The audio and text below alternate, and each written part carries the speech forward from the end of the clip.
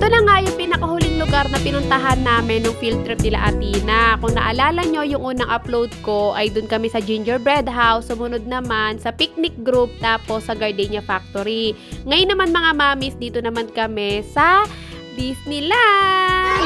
Charot! Okay, kasi lang talaga to mga mami. Sisipin nyo, from Tagaytay to Laguna, tapos to Batangas. Tama nyo nga ako mga mamis kung hindi ako nagkakamali. Ang pagkakaalam ko nga, itong J Castle ay dito tumatatagpuan sa Tanawan, Batangas. At ang isa nga sa mga bulong-bulungan, kung hindi ako nagkakamali, narinig ko lang naman to sa mga kapwa ko Marites na ang isa daw sa mga may-ari nito ay si Daniel Padilla. Pagdating namin dito sa J Castle mga mamis ay hindi na kami nagpatumpik-tumpik pa. Ito nga't naglanguyan na kami dito sa baha. Pati pala mga kastilyo ngayon or mga palasyo ay binabaha na rin sa loob. Pero in fairness, itong baha na to ay napakalamig at saka talagang nakaka-enjoy. Kung pwede nga lang talagang lumangoy dyan, lahat ng mga batang kasama namin dito ay kanina pa talaga naglanguyan. Itong pinasukan pala namin na to mga mamis, ito pa lang yung pinakaunang castle. So pagkatapos namin dun kanina sa baha, merong isang pinto, dito ka naman tatago sa mga parang pa-Christmas lights. Dito sa part na to ay hindi mo naman na kailangan lumabas pa ulit ng castle para puntahan yung isa pang lugar.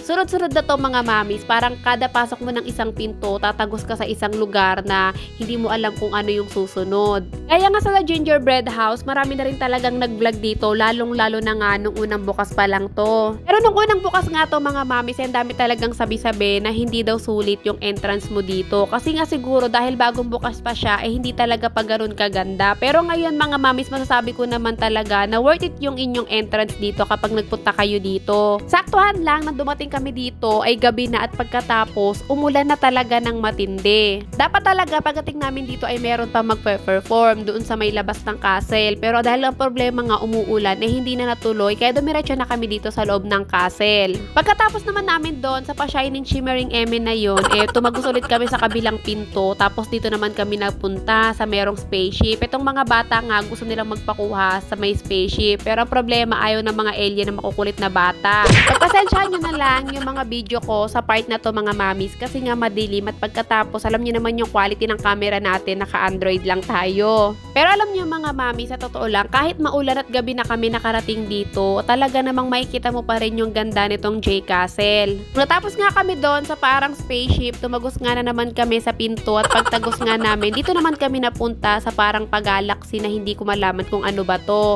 Sa una talaga mga mamis, pagpasok mo dito ay talagang ganda-ganda ka. Pero habang tumatagal, unti-unti ka nakakaramdam ng hilo. Lalo na kung ikaw ay isang mahihiluhin na tao. Pero yung mga bata dito ay nag-e-enjoy. Ang problema yung mga matatanda, nakakaramdam na ng hilo. Siguro dahil nga nagumagalaw-galaw, tas nag-iiba-iba yung itsura niya. Kami nga ni mama nung una nag-e-enjoy din kami. Pero nung katagalan, parehas kaming naupo na lang sa gilid. Kasi bigla ako talagang nanghina dahil nahilo ako. Tingnan nyo naman yung mama ko na nahimik na lang.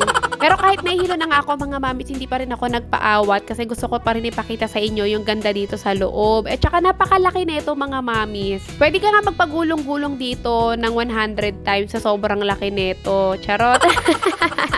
Alam niyo mga mami, sa totoo lang, itong last part na to, eh dito na talaga ako nakakaramdam na na-overfatigue na ako. Pinipilit ko na lang talaga mag-video mga mamis kasi nga nandito naman na ako sa loob. Tsaka hindi na naman ako makakalabas para bumalik kasi nga sunod-sunod yung papasukan naming pinto at yung huling pintong lalabasan namin, eh doon na talaga yung pinaka-exit. Nakaramdam na nga kami ng hilo kanina sa part na yon. Pagdating naman dito sa kabilang pinto, eh talagang sumakit na naman yung mga mata namin at nahilo ulit kami. Dito sa part na to, nagkakausap-usap na kami ng mga kapwa ko parents at pati sila nakaramdam na rin ng hilo at sakit ng mata. Nakaka-enjoy naman talaga sana mga mamis pero feeling ko kaya namin nararamdaman tong mga ganto nung nandirito na kami kasi nga pagod na kami. Kasi isipin nyo, from Tagaytay to Laguna tapos to Batangas. Sino ba naman hindi makakaramdam ng hilo sa ganun eh pagod na pagod ka na sa biyahe pabalik-balik. Talaga naman pagbata kasi iba talaga yung mga energy ng mga to. Kaya kahit gaano kalayo yung mga biyahe basta pag nandirito na sila sa kasiyahan eh hindi mo na talaga sila mapipigil. Mawawala na yung mga pagod nila.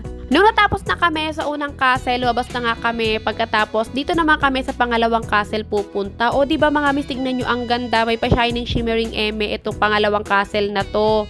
Yan talaga dapat merong magpe-perform sa tapat niyan, pero tignan nyo naman dahil ang lakas nga ng ulan eh hindi na natuloy. Kaya naman ito, maglalakad na nga kami papunta dun sa kabilang castle. Tignan nyo naman tong si Athena nangunguna. Ito talaga sa J Castle mga mamis ay pwede talaga silang magsuot ng gown. Dapat talaga bibilhan ko to si Athena, pero buti na lang ay nagbago yung isip ko kasi hindi niya rin pala talaga ma-enjoy kasi nga tingnan nyo naman umuulan. Tapos bukod doon, gabi na nga kami dumating dito kasi nga sa Gardenia Factory, doon kami natagalan, nag-buy one take one, so napakadaming binili ng mga bawat mamis, tapos nakadalawang basket pa sila, kaya natagalan kami doon, kaya dumating kami dito mag-aalas 9 na. May mga nauna na sa amin dito, yung mga unang umalis doon sa Gardenia Factory, sila nagbabiyahe na pa uwi, kami naman ay kakarating pa lang dito. Dito sa pangalawang castle, meron na naman kami pinasukan na pinto, hindi na matapos-tapos yung mga pinto dito, pagod na ako. Pero syempre, nag-enjoy pa din ako.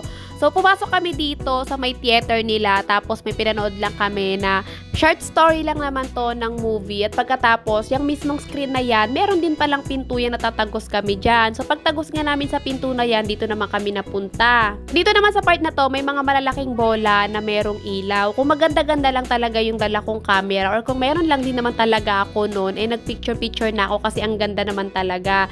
Tapos, tumagos na naman kami sa kabilang pinto after sa mga malalaking bola na may ilaw. Eh, dito naman kami napunta sa mga merong rides. Pagdating talaga sa part na to mga mami, unti-unti ko nang nararamdaman na sobrang pagod na yung katawan ko. Hinahanap nga namin si Athena, hindi ko na talaga mahanap.